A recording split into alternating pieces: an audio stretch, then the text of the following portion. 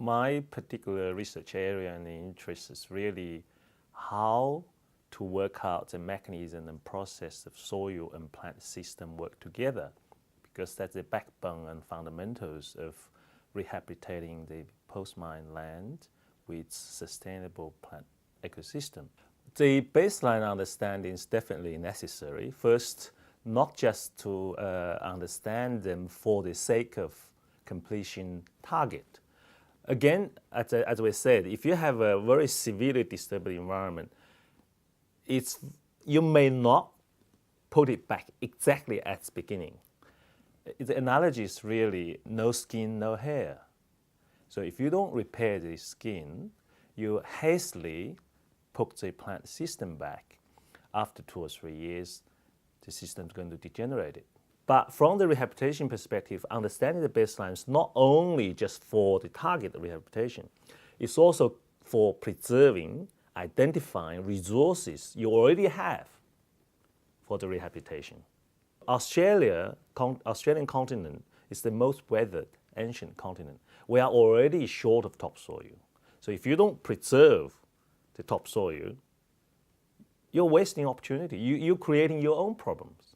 You really need a holistic approach, because on each mine site, we talked about the different mine types have different problems. Even at each mine site, they have different domains. So each domain has its own problem. So you need holistic understanding. What are the main problems? What is the projected short-term problem? What is the projected after completing mine? What are the problems? Without understanding problem, your doctor don't understand your problem. They can't give you the medicine.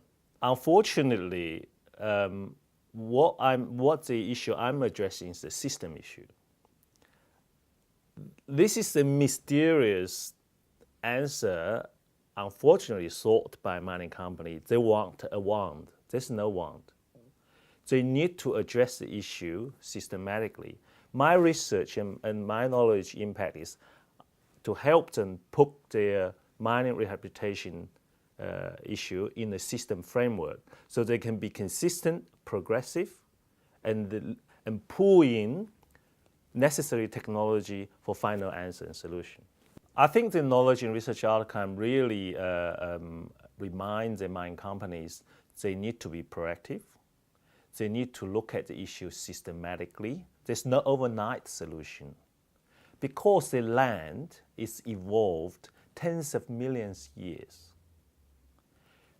If you wish to address that issue for a couple of years, it's impossible. It's impossible. And also another thing is they need to, in a way, it's to their advantage to understand the issue earlier, to identify potential research needs earlier, to identify what is the technology available earlier, so they will not be shocked or confined by the issues emerged when they want to look at the mine closure issues. Then they will not get shocked by government suddenly ask for more financial assurance. Be more proactive, identifying issues, be more proactive, involve stakeholders, be more proactive to identify technology and research needs. We are facing evolving world of climate change. The ecosystem is no longer as 100 years ago, 200 years ago. Very simple question. The rehabilitation of plant ecosystem, a lot of cases based on average rainfall, it doesn't work anymore because the rainfall pattern is so erratic. So we need to co-evolve and work together. I'd really like to have this triangular communication.